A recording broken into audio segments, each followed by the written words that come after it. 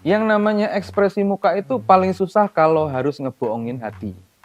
Ada orang yang nggak bisa setting muka bagus kalau lagi ketemu sama orang yang dia tuh nggak sreg. Walaupun sering juga kita tuh ngelihat banyak orang-orang yang punya 1.000 muka. Tapi ya tetap aja, mau manis-manis kayak gimana pun pasti bakal kelihatan kalau dia itu lagi ngadepin orang yang nggak dia sukai.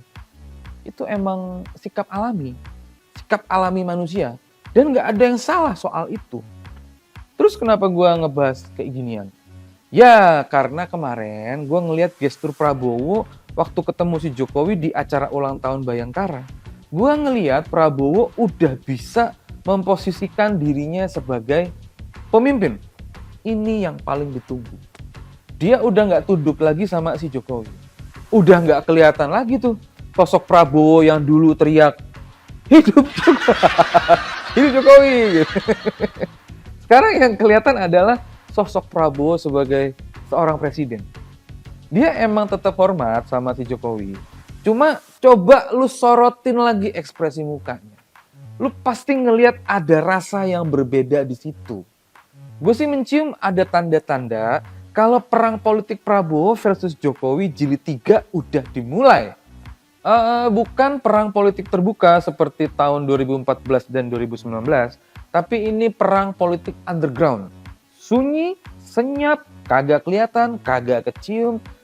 Tahu-tahu udah pada bonjok semua. Oke, mari kita mulai pose proof-nya. Ini dia. Warna. Logonya mana? Kamera udah fokus belum? Papnya mana, woi?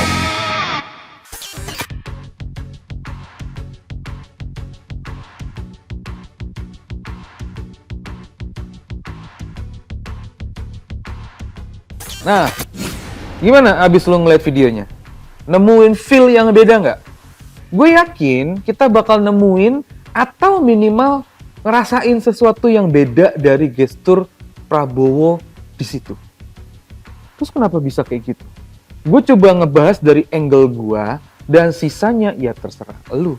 Mau tercerahkan atau mau maki-maki gue. Oke, kita semua tahu lah. Kalau seorang politisi itu emang susah ditebak. Apalagi politisi seperti Jokowi itu. Yang punya kemampuan buat memanipulasi pikiran orang lewat wajah polos dan gestur lugunya. Masalahnya, Prabowo bukan orang kayak gitu. Kalau soal karakter, Prabowo tuh lebih direct dan to the point. Ya, masa orang militer disuruh kelemar-kelemar kayak si Jokowi. Udah pasti ini kontras banget sama si Jokowi yang bisa muter-muter tuh kalau main drama. Jadi, kalaupun di depan kamera mereka terkesan kelihatan baik-baik aja, ya itu harus kita maklumi. Karena namanya aja tokoh, ya emang harus kayak gitu. Masa di depan publik mau baku hantam? Tapi, manis di depan belum tentu manis di belakang. Persaingan politik pasti bakal terus berlanjut. Nah, yang terbaru adalah waktu kejaksaan mutusin untuk tidak menahan Roy Suryo sama Dr. Tifa. Itu dianggap sebagai kode perlawanan Prabowo ke si Jokowi. Banyak loh itu para pendukung Jokowi yang pada ngamuk-ngamuk kagak karuan. Mereka bilang Prabowo inilah, itulah.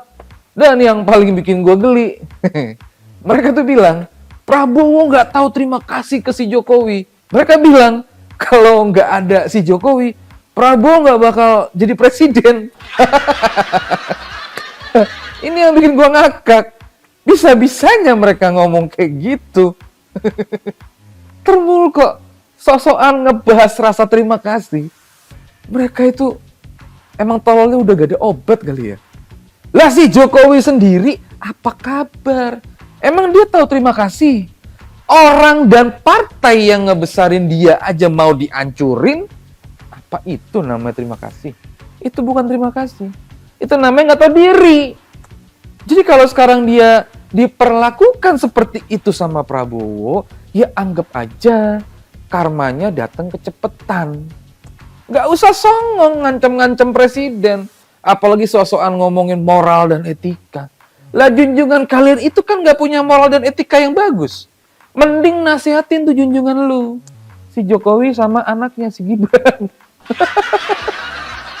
Ya, senggol-senggolan antar pendukung ini adalah pertanda kalau ada yang nggak beres antara Prabowo dan si Jokowi. Apa yang gue sebut di atas itu baru contoh cerita yang muncul di publik. Kalau yang nggak diceritain lebih banyak lagi itu. Ya mau gimana lagi? Prabowo lagi berkuasa, tapi si Jokowinya masih haus kekuasaan. Ini udah kayak dua kutub yang saling bertolak gitu. Agak susah mempersatukan mereka. Karena ya itu tadi, yang satu orangnya tegas, ngomongnya apa adanya. Oh ya, cuma kelemahan Presiden Prabowo menurut gua ya terlalu gampang percaya sama orang. Ya nggak apa-apa sih kalau orangnya emang udah terbukti loyal dan bener-bener serius mau berjuang sama dia. Kayak Pak Dasko sama Pak Safri. Lah kalau orang-orang si Jokowi, ngapain dipercaya? Yang ada Presiden Prabowo dikerjain terus sama mereka. Coba lu pada bantu hitungin deh. Dari pertama kali menjabat, udah berapa kali orang-orang si Jokowi bikin kacau di kabinet Prabowo. Mereka bikin kebijakan yang benar-benar dan sangat merugikan banyak orang. Dan ujung-ujungnya siapa yang kena?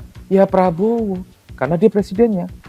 Mulai dari Bahlil, Hasan Nasbi, Raja Juli, dan pokoknya banyak banget dah, sampai gue lupa namanya. Coba lu hitung, udah berapa kali bikin kesel rakyat. Dan gue yakin Prabowo tahu itu. Mungkin awalnya dia terkesan tuh nggak bereaksi apa-apa. Tapi lama-lama Prabowo pasti mikir lah, kenapa jadi gue yang susah? Kan gue presidennya. Nah, kira-kira kayak gitulah yang ngebuat Prabowo akhirnya mulai ngambil langkah tegas buat melepaskan diri dari kesan kalau dia adalah orang dalam tanda kutip tuh orangnya Jokowi. Ini bukan soal Prabowo atau Jokowi, tapi soal rakyat banyak. Kalau kesannya Prabowo dikendalikan Jokowi nggak hilang, ya lu lihat aja belakangan ini. IHSG melemah, dolar nggak stabil. Kenapa? Karena nggak ada kepercayaan ke pemerintah. Kalau gue jadi investor nih, gue juga pasti bingung. Ini sebenarnya gue harus ngelobi siapa? Ngelobi si Jokowi atau Prabowo? Bener nggak? Jadi, langkah Prabowo untuk menghilangkan kesan itu udah tepat, udah bener itu. Walaupun termul-termul pada ngamuk, ya biarin aja. Sampah peradaban kayak mereka jumlahnya sedikit kok. Cuman teriakannya aja yang kenceng. Manusia-manusia kepala batu yang nggak bisa diajakin mikir. Temen gue bilang, termul itu otaknya didengkul. Nah, gue nggak setuju itu. Otaknya termul itu bukan didengkul. Orang-orang itu emang otaknya kagak ada.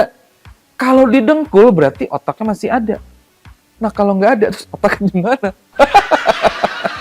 Jadi kita nikmatin aja perjalanan politik ini. Dan menjelang 2029 kita tetap jaga kewarasan aja. Pegang prinsip yang kuat dan jaga otaknya jangan sampai hilang kayak termul.